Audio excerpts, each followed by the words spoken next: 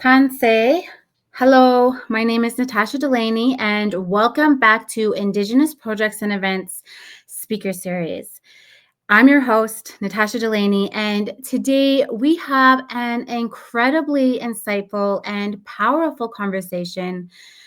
This is episode 9, and I'm honored to introduce our guest, Tom Snow, also known as Tatâgagan, and I'm honored to introduce Tom, who is from Îyârhe Nakoda, a dedicated facilitator of traditional Nakota teachings and ceremonies, and an advocate for cultural reconnection and healing.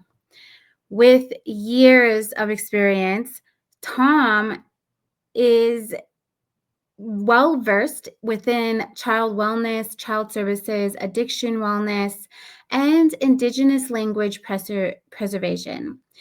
Tom has been instrumental in helping families and communities reclaim their traditions and address the impacts of historical trauma. In today's episode, we'll explore the deep-rooted effects of intergenerational trauma. We'll talk about Tom's story and the importance of reconnecting with Indigenous culture and how we can create pathways to healing through traditional knowledge. Tom's extensive work with the Bentero Traditional Healing Society and his expertise in Nakota teachings brings invaluable wisdom to this discussion. So grab a cup of tea and settle in and join us for this profound and necessary conversation.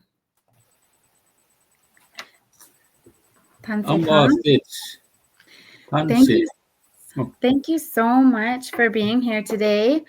I'm super excited just to kind of delve in and get into this conversation with you. So can you please share with us a little bit about your personal journey and what led you to become a facilitator and, teach about the traditional Nakota ceremonies and ways of knowing, being, and doing? Tanse, Klenete, Tanitada, Adnin, Oki, Bonjour, hello. Those are some of the greetings I've learned past 2 years in and around Edmonton here. And thank you, Natasha, for the introduction, and thank you for putting me on this show.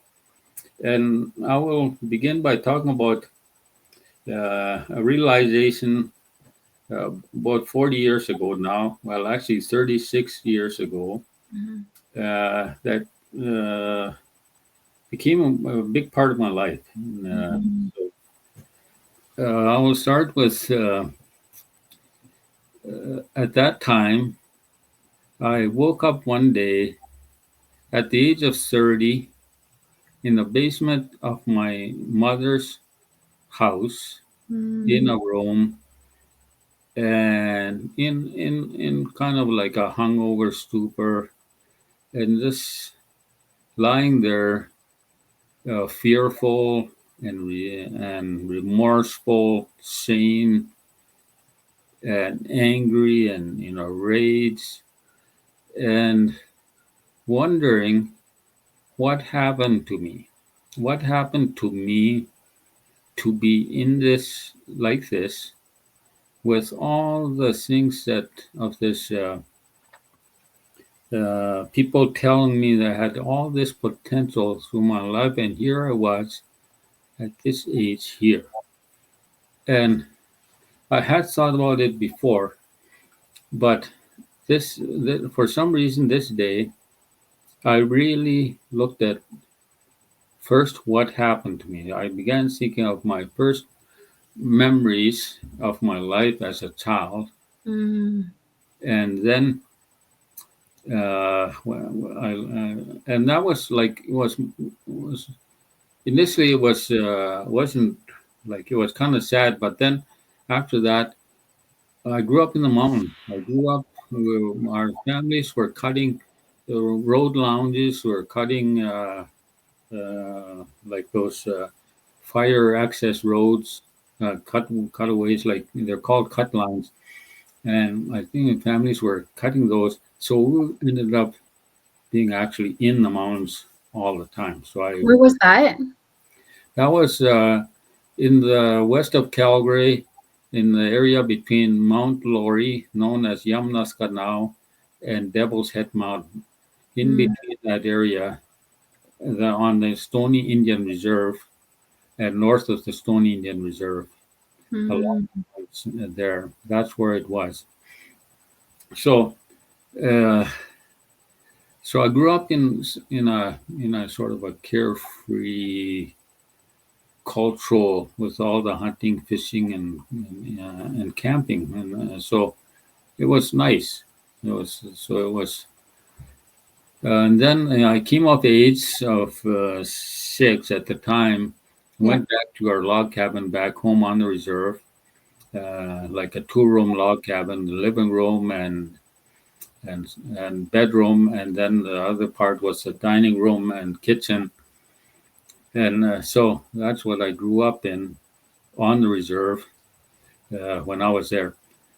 And So, so you grew up in Stony, from birth until 6 years old, or for your entire childhood? most of my entire life, but at the age of 6, I heard somebody talk about me and said, "When are we going to send him? When are we going to take him to the residential school?" And Mm, one of my older sisters said, "He's too small, and so we should wait at least a year." So I think I was taken at age 7. mm, So I was taking the residential school at age 7, and then a year into there, or half a year into there, by Christmas, I was like, I had been traumatized. So I went through all the stories that you hear.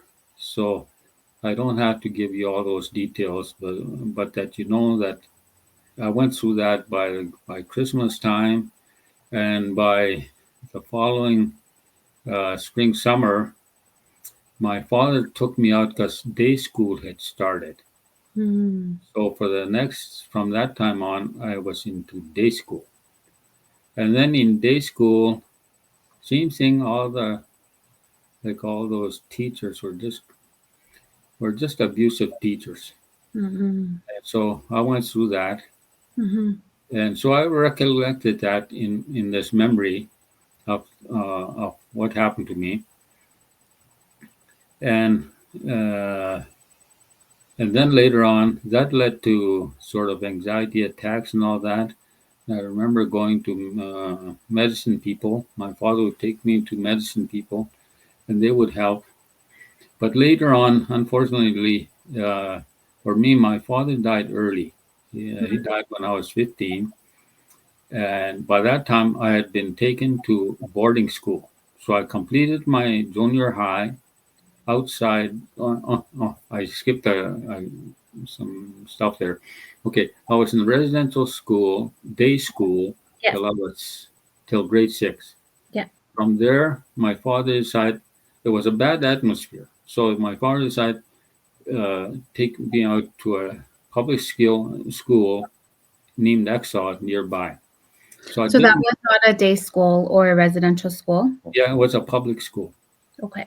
and so I ran into like cultural classes, and like for instance, one of the art classes, which like you usually enjoy art classes, except so the first instance of art class was a teacher came in and said, today we're doing concentric lines, converging lines in our art. We're doing conversion. So I want every one of you, to make uh, a bowling alley. Mm. I'd never been to a bowling alley. I didn't know what a bowling was. And he left, and he left. So everybody started, all the white, I'm At one point, yeah, I'm the only Indigenous student there. The rest are all white students. Yeah. So I started drawing like what they always go to, except for me. So I had to look over the shoulders of some people to find out what was going on. Mm-hmm. I didn't know. So that Mm-hmm. was an example of this cultural class Yeah. in art. Mm-hmm. And so anyway, I did complete the grade 9 to grade 9, but I was struggling by grade 9 because of all the functionalities of just being on the reserve. So I How is really, it? How is it like going from, residential schools to boarding schools to like public schools where maybe the same, like, still, I'm sure racism and stereotyping and abuse happened at the public schools, but maybe not as much. Like, what was your expectation going into the public school from a boarding school or from a day school? from day school, there were some of the joking was different. Some of the things that you took for granted, like we had lunch, and then that was kind of like was okay at the boarding. I mean at the day school, uh, but then at the other school, what we got were these peanut butter jam sandwiches or peanut butter honey sandwiches, and an apple and cookie and one of those fruit drinks, and that was lunch. And so we were malnutrition. There was malnutrition going on, and but we were like we had no choice. We just plugged along and just trying to complete it. That's what I was told is just try and complete. And our like in order to like persevere is what we were told to do is persevere. Like the buffalo in a storm. When you look at the buffalo in a storm, it faces the storm and it just goes. Because Mm-hmm. that's what we were told. Mm-hmm. And just keep on plugging along. And that's what we did. And uh, so when I moved over to the boarding school for my grade, I repeated grade 9, and then I started going to senior high in the same boarding room. It wasn't a boarding. It was a boarding place. It was a family that boarded us, and so we were there, and then we went to school from there. I lasted up until my father died. Unfortunately, my father died. I completed grade 10 just barely, and then I started on grade 11, and then my father died. So, but still tried to keep going, but I couldn't. Yeah. And by that time, other things had caught up to me, and all my peers were starting to drink, and one day, one of my nephews, who's older than me, because of our kinship system, Yeah. he said, uh, "Let's go for a drive." Yeah, he had a couple buddies with him and some other and a girlfriend, I think. And then we went to this place, and then he's got in the trunk, took out a case of beer, and voila, there was my introduction to alcohol. Mm. And I remember I would always have this uneasiness within myself and anxiety and no place to go. I couldn't go to my father, I couldn't go to any place to sort of uh, address it. Yeah. But when I drank that alcohol, it seemed that uneasiness disappeared. And so I was being jovial and cares went out the window, kind of. And so I was hooked. Yeah. And so my downward spiral through alcoholism started. How old were you at that time? I would be 15, 15. going on 16, somewhere in there, maybe 16 going on 17. So uh, to to some of my peers, I was late. Like they had started when they were 13, 14. Some even started way earlier because they had access. Yeah. Uh, my fortune is that my mother never drank, so Mm. my forth. Yeah. My father drank here now and then, and most of my uncles on either side, everybody drank. Yeah. It was just my lone non-drinker was my mother, our mother, yes. And so, but still, that didn't keep me from spiraling into alcoholism. And so that was my case from that time on up until this time that I'm talking about, where I woke up wondering what happened to me. Yeah. And uh, so I started to think, that's what happened to me, and that's how come I'm in this state. But what made me not able to address it? Those anxieties and all those things that were bothering me that led me to drinking. So I looked to what happened to my parents.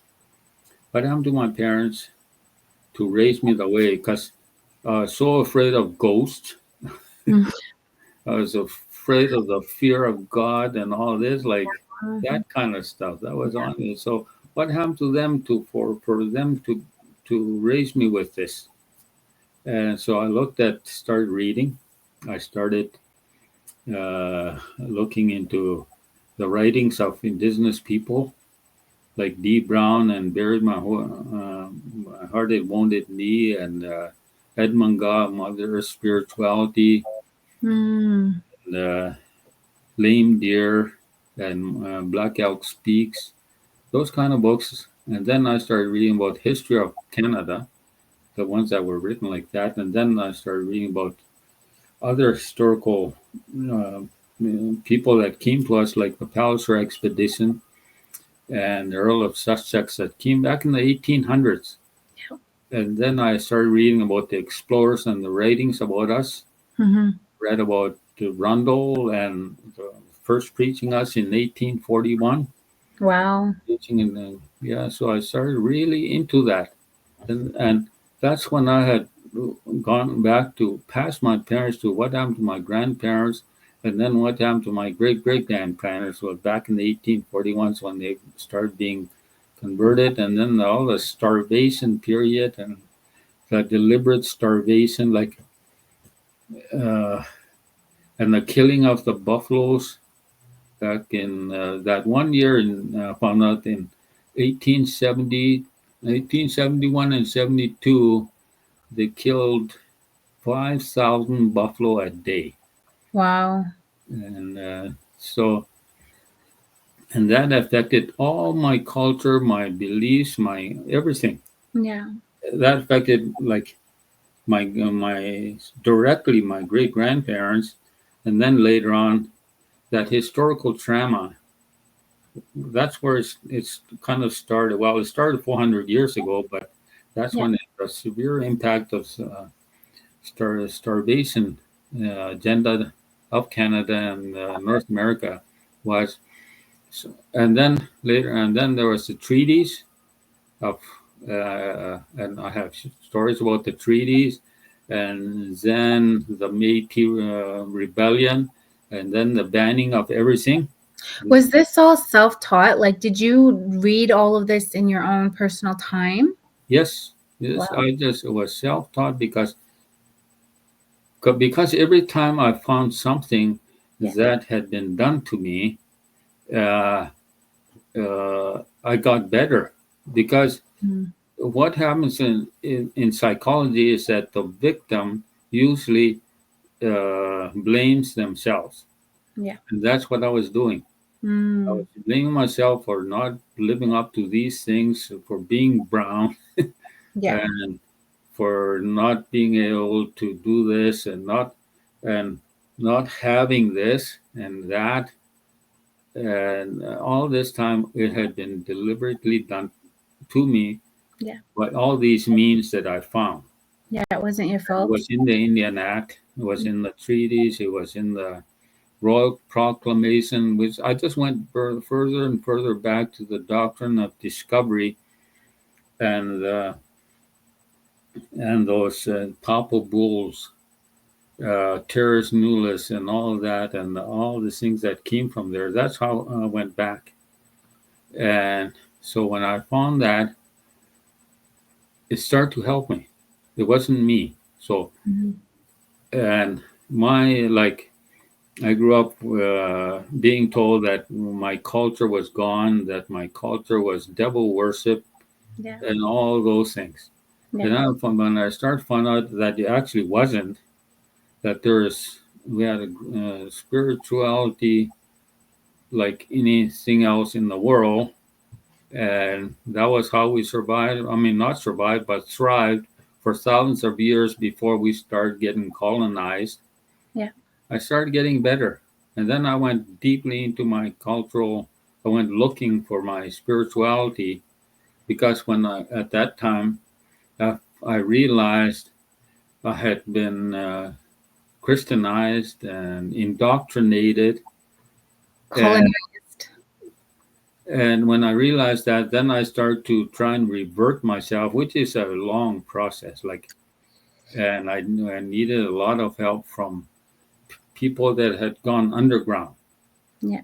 And they were like, even within the underground, it was still infiltrated with Christianity.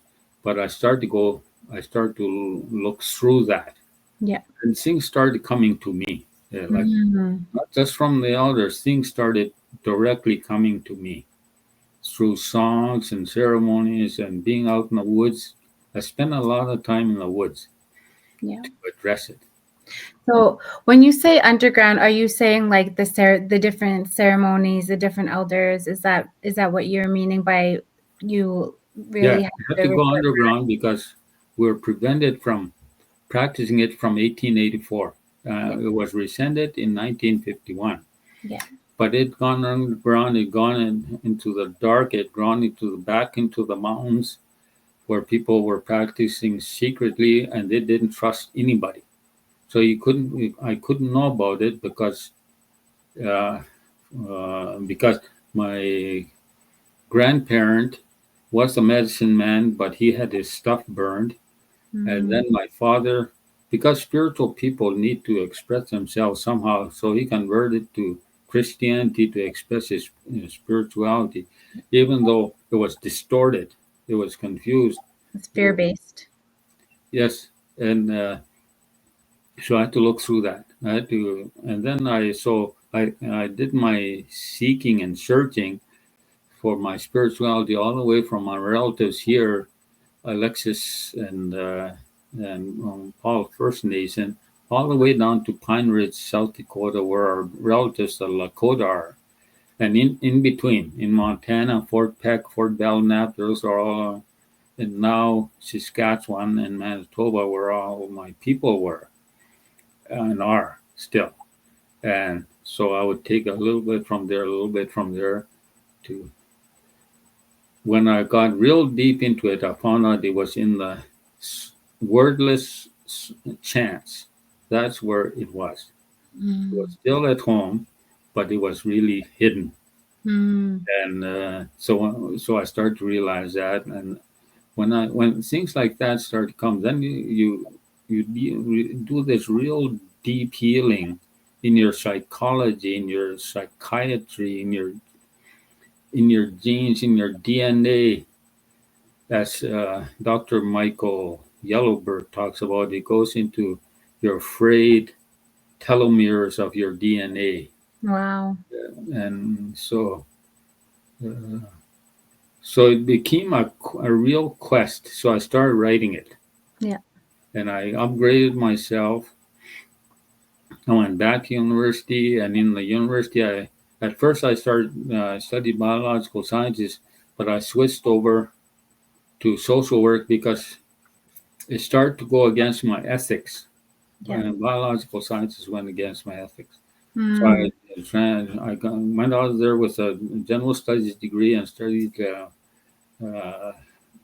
social work degree as master's. And at that time, 30 years ago, I did most of uh, a lot of the teaching in some of the classes because Wow. what I was talking was what I had done to heal myself, Yeah. and they didn't have that. And and they didn't like me. I was talking about historical trauma and reconciliation and all those things they found at the Royal Commission in 1995. Yeah. I brought those things up. Yeah, they didn't like me. So this Yeah. is what is happening now, Yeah. and all throughout all that now, and then I got into a relationship of 24 years, and I can keep a job, and I like there I go into self love, Yeah.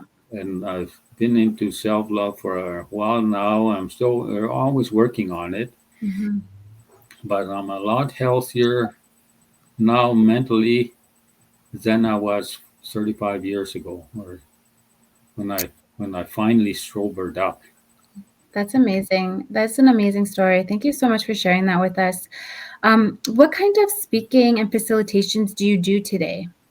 So I compiled all this in a PowerPoint presentation, Okay. and initially I did it in my language for 3 days, for like with activities, stories, old stories, and and the talking and presentations, images and all this, uh, which got condensed to 2 days because a lot of people cannot go be away from their people or their families for more than 2 days. I found out, but some I did manage to complete a few of those all the way to a sweat lodge at the end on the fourth day Mm. that I would offer. Hmm. But most people lasted 2 days, and so I would try and address the way I addressed it in those. What happened? The way I addressed it in those 2 days, and then more into spirituality because spirituality is difficult to cover when most people are have been indoctrinated. Yeah. And they're still in that fear. They're still in that belief of the Christian way, Yeah. but they're looking, they're searching, and that's where I'm able to help. That's awesome. And you're right. It is such a completely night and day perspective of um just how to live and view the world, view ourselves and our connection to, our mother, and uh this small little daily actions that we take throughout the day. Um so how can allies and non-Indigenous people support the healing journey and the preservation of Indigenous cultures in a meaningful way? Okay, speaking of allies, I read a book lately called White Supremacy and Me. Mm. Within there's an indigenous segment, but some of the books, and there's a segment on allyship. And then, so Bent Arrow did a part on allyship, which is a very important part of our healing together. But because what I'm talking about not just affects us, just myself negatively as indigenous person uh, within all these colonial countries, but it affects everybody within that. It affects the settlers, the colonizers, in the way with what comes out is there's guilt in all this, Yeah. and but then there's denial of it with that I wasn't there, I wasn't the one doing it, and all kinds of denial. Yeah. Like there's even denials of the Holocaust. So there's people like that there too. Yeah.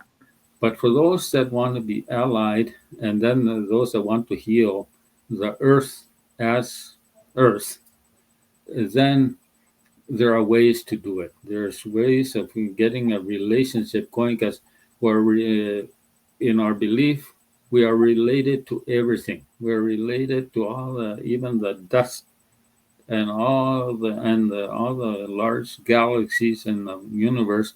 We're related, and we're what little thing we do affects all of it. Yeah. And so a lot of people don't realize that. and they just go about their daily life without even thinking about it. Yeah. And so what I bring is perspective of how to be sensitive to it, how to be sensitive, like keeping your water running while you're brushing your teeth. Even that is like, it's just little things that you can do that, or you can go to powwows. No, powwows are open to the public. You can go to round dances, open to the public. You can even dance in round dances without, well, even in powwows, there's what's called intertribals, that you can just dance there without regalia and just join other dancers.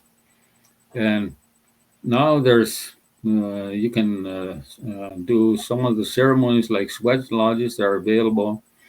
You can ask people for events and start it off with pipe ceremonies, or you can have just pipe ceremonies for when you're starting some program or some project, which we do with ceremonies. Like before round dances, there's pipe ceremony. So Yeah. that's not one of our ceremonies that's, uh, I don't know, that's available that people can do. They can request. And with allyship, there are so many things like knowing, like pan indigeneity. There's no pan indigeneity, like kind of understanding that, and Mhm. every clan, every family, every tribe, they all have different ways of doing things. Yeah. Even tobacco is not pan indigenous, like it's mostly for the plains, Mhm. and understanding that, Yeah. giving it time. Time is what time with us is what we need as for allies to do. You can really look into my presentation as like I talk about sort of assumptions that when you go to an elder and you ask the elder for something, first you can't assume it's tobacco for protocol, and then you can't assume that the elder is actually an elder of tradition. You have to sort of speak about it so that, because there's a spectrum of elders in relation from Christianity, from a Christian one to an actual traditional one, Yeah. and everything in between. There's a Mhm. of some that have their language intact and everything, but they're still practicing Christianity in their ceremonies, like I said, like I had encountered. Yeah. And then there's some people that are traditional, but they're afraid to be labeled there because their relatives will call them devil worshippers, so they don't want to expose themselves. And then there's Christian indigenous people that want nothing to do with their culture. Yeah. They've been indoctrinated. They can't. They, and then so you see an older indigenous person, and you try and approach them by with tobacco, and you put them in an awkward situation because now you have to understand there's poverty. There's deliberate poverty Yeah. imposed on us, and so you can't refuse money, even if you're devout Christian, and they give you on there, and you want them, and they ask you maybe to do a smudging ceremony, and there's honorarium of money. Yeah. So we're still trying to give our children, grandchildren, money for them to. We're still in survival mode, Yeah. so we can't refuse that. So you go along with it, even though it's awkward for you. So, where can people find your presentation? Where can they find information about who you are and what you do? Okay, so I've been going out with word of mouth. I haven't really advertised. I haven't really sort of promoted myself. And so that is the only way is to contact me and have me come and do this PowerPoint presentation, which is now 100 pages. And so I cover pre-colonial, ancient history, all the way down to the present of addressing residential school, missing and murdered women, and 60 Scoop, and all those things that are involved with our present and our what's happened to us and why we are the way we are. Amazing. Mm. Well, you can also find Tom on our website, www.indigenousprojectsevents.com. If you are wanting to book Tom for a speaking opportunity or as a facilitator of the various topics that he's spoken about tonight, and if you are able to also, as our watchers and listeners, subscribe and share. This is the first episode where we've been blessed to have such a amazing elder and knowledge keeper join us. So I'm so grateful, Tom, that you were able to join us today. Thank you. I'm always humbled and honored and grateful to be for you to have me here.